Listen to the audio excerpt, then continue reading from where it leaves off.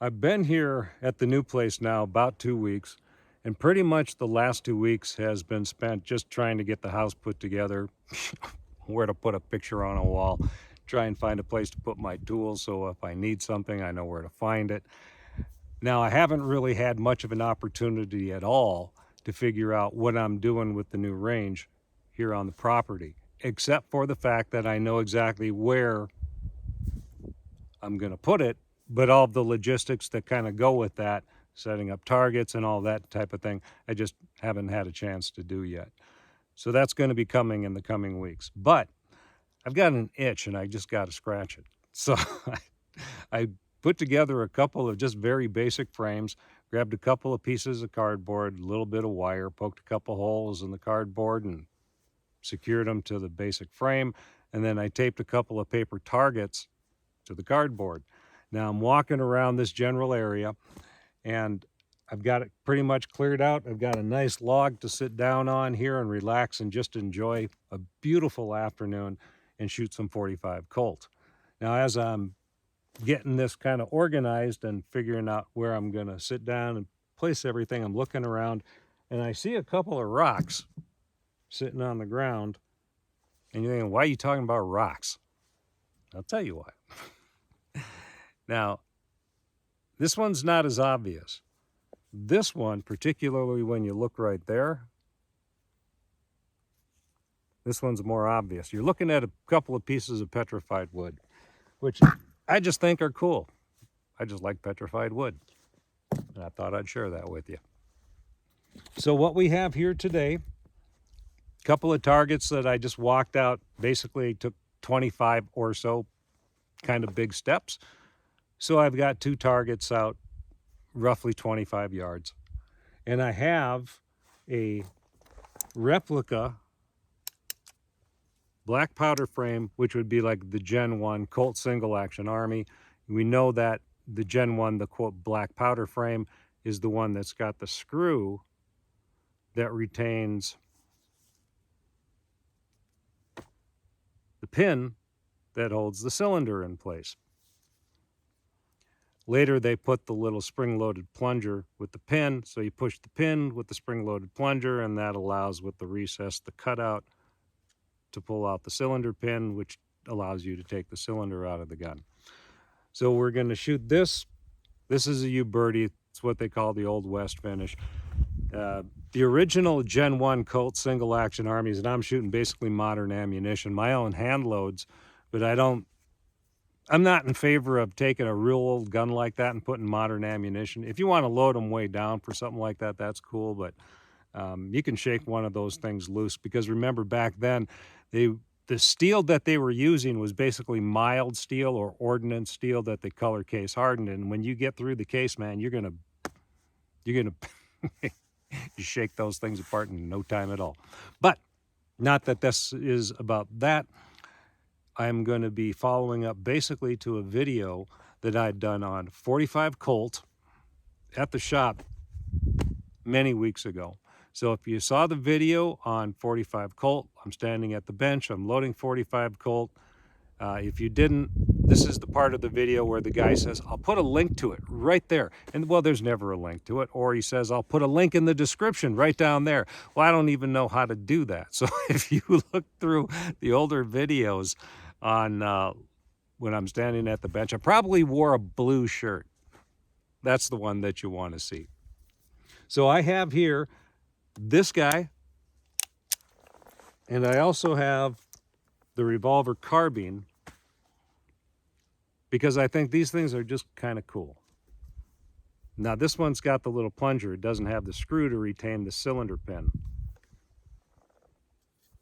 So we're going to shoot that, and what we're shooting through it is going to be a load, and I think this may be one that I actually was doing a video about. I'm using, in 45 Colt, 244 wind clean. Now Winchester 231 was sort of the go-to for the white box stuff across the board for forever, and then they went to what they call 244 wind clean as the propellant in their white box lineup, and it'll say wind clean right on the Winchester white box target ammunition. When you buy a pound of 244 wind clean powder, the same font with the little, I guess it's a rectangle around it, it looks the exact same thing as you would see on the box of Winchester factory ammunition. So basically they're telling you without telling you, this is the powder we use for our white box lineup. It meters well, it burns real clean. So what I've got here, using 7 grains of 244 wind clean, I have a solid copper hollow point that was made by Magtech. So if I want, well, in a lot of other states, you don't have to use solid copper ammunition, but there would be some applications where you maybe want to use solid copper hollow points. Maybe if you're hiking on a trail or something like that, and you want to retain pretty much 100% of the weight of the projectile if it hits. So if you're in, I don't know, bear country, or you're worried about mountain lions, something like that, that would certainly take care of a mountain lion, and it'll retain all its weight. They expand really well, kind of like the Barnes bullets. So that's what this is here. Now, my thought behind this was not so much the follow-up of the video on loading 45 Colt as it is specifically checking from the internal ballistics part of it how well the crimp was applied on the cartridge casing as the last step before putting it into the box. So remember, crimping is a pretty important function, particularly for revolvers, heavy hitting magnum stuff, lever action rifles, anything with a tube magazine, slide actions, that type of thing. What it does is it allows the projectile to retain its position at the mouth of the casing for a few microseconds longer to allow the pressure to build inside the casing, to allow the cartridge casing to seal properly in the chamber. Once you have a good seal, the projectile leaves the mouth of the casing, crosses the barrel cylinder gap, goes down the barrel and out the end of the barrel, and hopefully all of that gas goes forward. Otherwise, if it's not sealed properly, gas will come back around the casing and you will notice it on the casing itself. So I have here some nickel casings. If you've got carbon, if it's not got a good crimp on it or whatever, inappropriate crimp, not quite heavy enough crimp, it's going to be a little bit more obvious. So on these, second click back. Well, before I do that, I'm going to put my ears on, because sometimes I get to talking and I forget to put my ears on. I crack one off, it's like, oh man, that was loud. I'm going to do this first now. Okay, now we'll load. So we go second click. Okay, here we go. Sometimes I do this one, by the way. You see you got the pin on the hammer. A lot of times with these, I will load 5 and not 6. I'm not at a bench where I'm going to be setting it down after loading it, so I can just go ahead and load 6 because I'm going to shoot it immediately. Otherwise, I like hammer down on an empty chamber, just because. And I'm doing this sort of backwards as I normally would. I'm trying to face a camera, and frankly, this is a little bit awkward, something to try and get used to. But I'm doing it okay, ain't I? We've got some brand new Starline nickel brass here. So if the crimp is not heavy enough, you're going to see carbon coming back down around the casing. So I've got 6 of them loaded up. We'll shoot them, and we'll just eject, and we'll see how they look.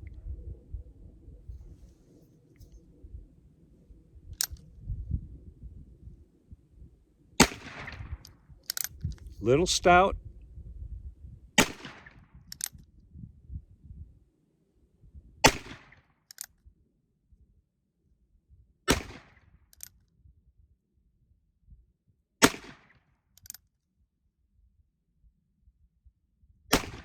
And done. Okay. Take the ears off now. So as we eject these, we're going to take a look at it. See how we did. See how I did. Now, that casing Looks pretty clean, save for an area right there. Not bad. The other side's looking pretty clean. So as far as I'm concerned, off to a good start. It's got an appropriate crimp on there. It's not excessive. Maybe a little bit more on that one than the one just before it. But again, that's fine. It's not bad. It's not too light. What we really don't want is too light a crimp. And of course, conversely, you don't want it way too heavy either. That's bad. Again, a little bit. See, you see a little bit of the carbon on there, but it's not bad at all. And that's basically pretty much what we're looking for.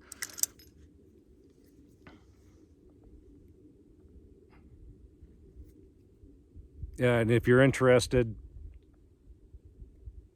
primer strike looks real good. It's not flattened. It's what you would expect, what you want to see for a primer strike.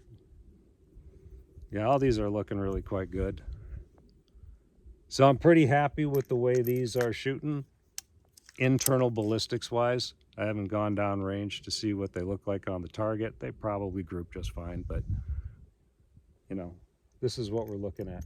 Now, typically the exact same thing in a carbine is going to shoot a little bit differently.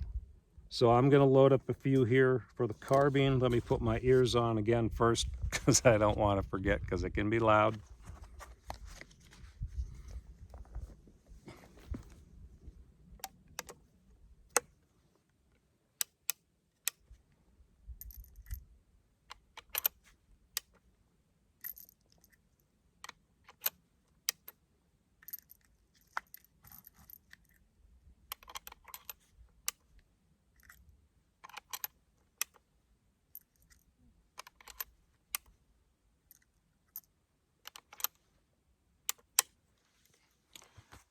Now on the revolver carbine, remember there's a barrel cylinder gap and you've got this little hook affair right down here. So don't have a lapse in judgment and put your hand forward up there or you will be instantaneously reminded as to why you should not have put your hand that far forward. So you put your forefinger here on the little hook, you hold it back here. Now I haven't done anything. This stock is actually not fitting me all that great. It's doing the trick, but you know, I wanted to leave it as it came from the factory. So you just drop your face on here, get my grip right. See, it's a little weird, but okay, now the recoil here is a little bit more stout.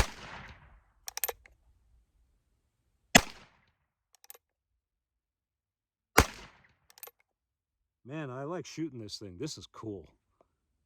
I bet you downrange that's grouping real well. I can't see worth very well those holes, but I tell you, I bet it's grouping real well.